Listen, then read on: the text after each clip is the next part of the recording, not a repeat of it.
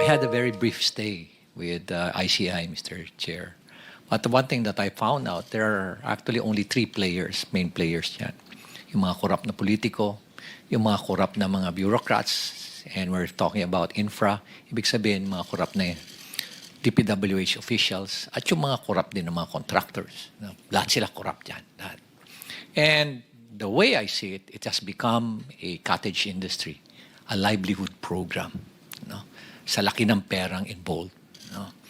There should be 5 major players. No? Yung funder, which usually yung mga lawmakers, the DPWH at yung mga contractors, local government at yung community. Pero in is out, yung dalawa. Last dalawa. So sila lang nag-uusap.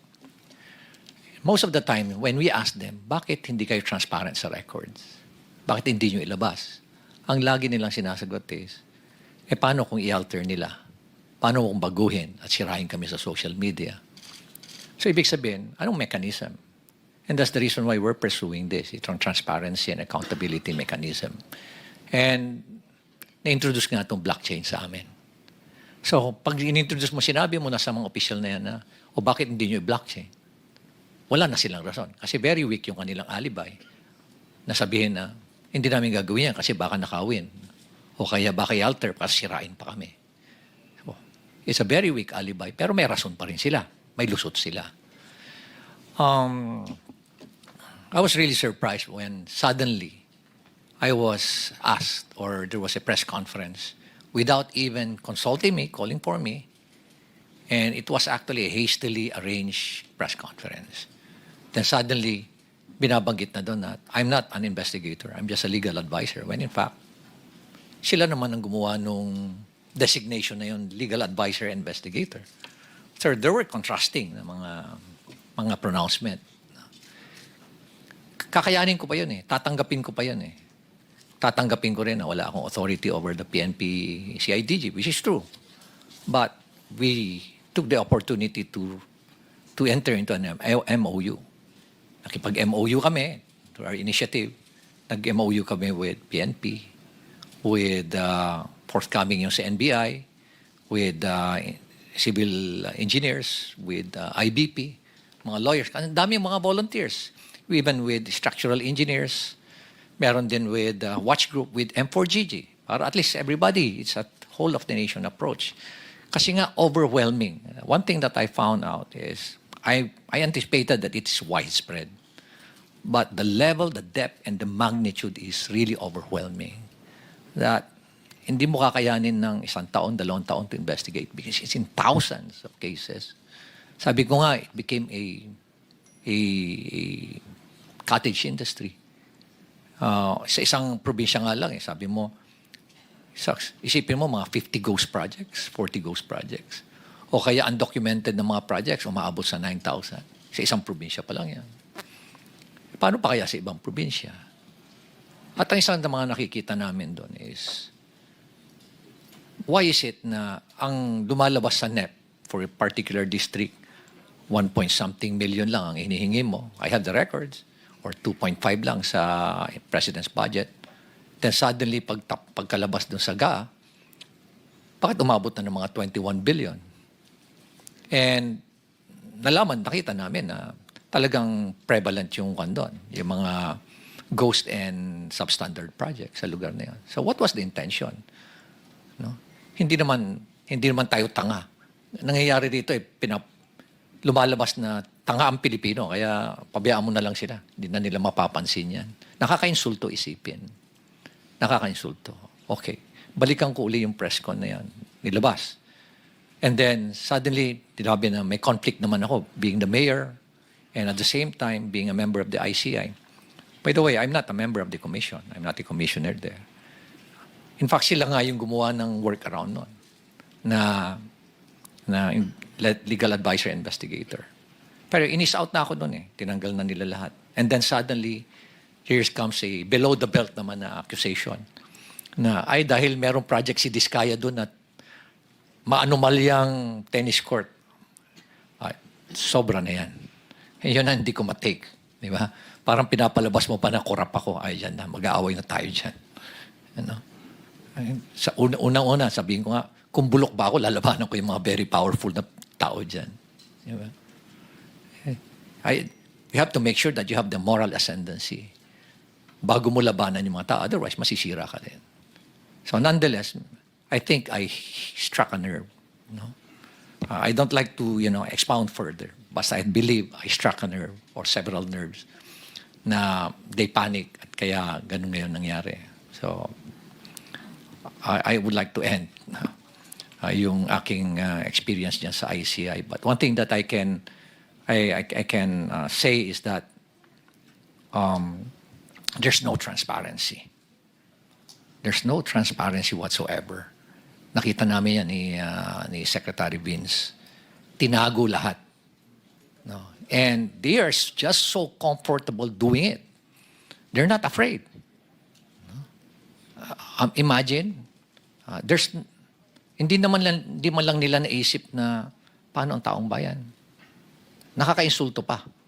At ito nga, lately nga, sinabi pa na yung involved na congressman dyan, si Saldico, he did not abandon it. It was a sacrifice. My God! Nagdakaw ka ng bayan, kasi sasabihin mo, it was a sacrifice on your part. And it's not an abandonment.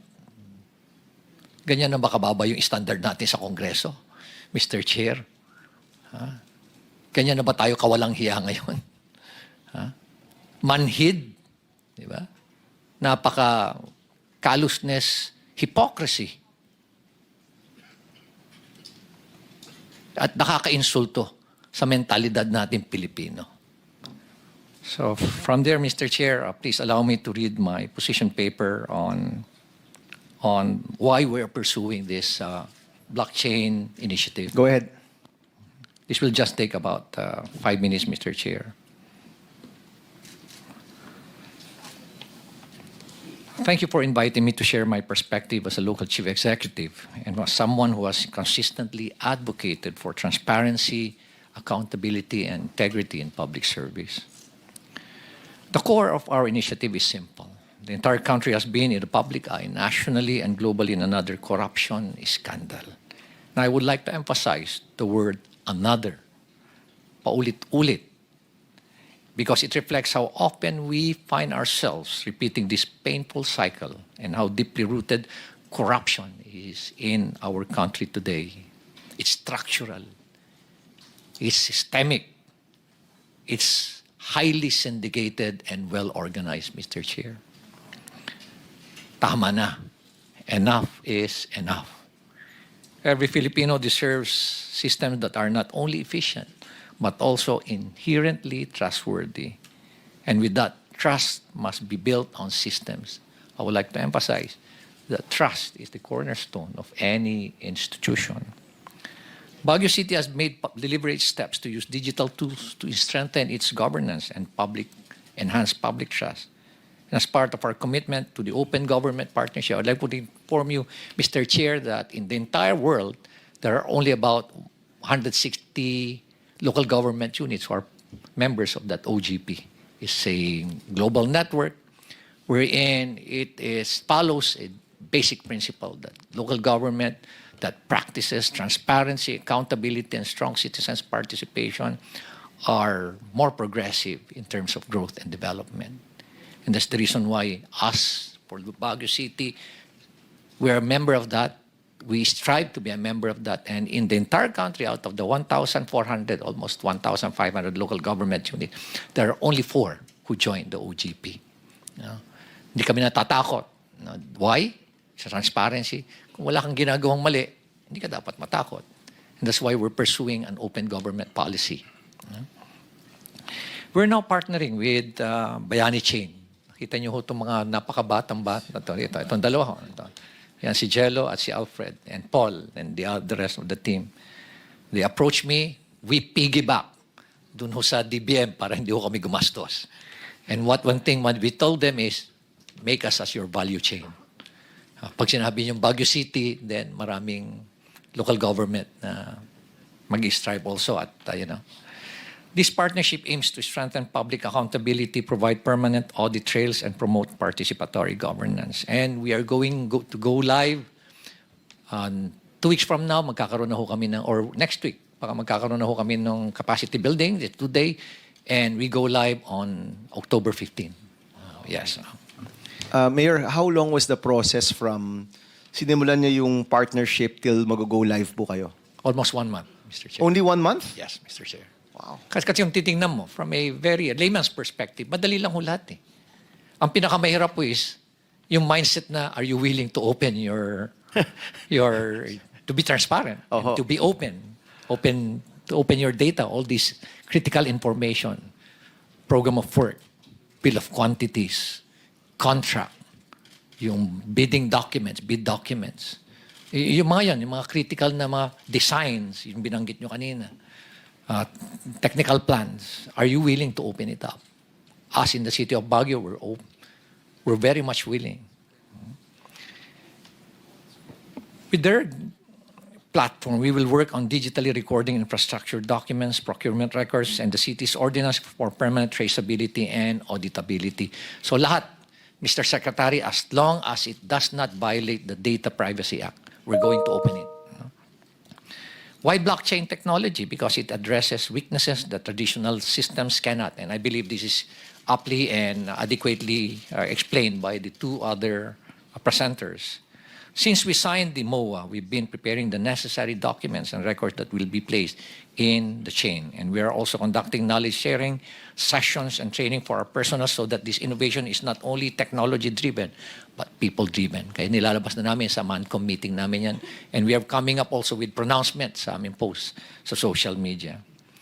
And as I've said, both DBM and DICT started using blockchain technology in 2024. Nagpipigibak lang ho kami kay Secretary Mina Pangandaman. Thank you very much, DBM. Yeah. And thank you very much for filing the bill, Mr. Chair. Thank you very much for filing Bill 1330. All these efforts show that we are not waiting for the future. And these are early steps, but they carry a very strong message. We're beginning to embed blockchain into systems because good governance should never be an exception. It should always be a way of life. So maraming salamat po, Mr. Chair. Thank you, Mayor Benji. I know we'll be seeing you soon.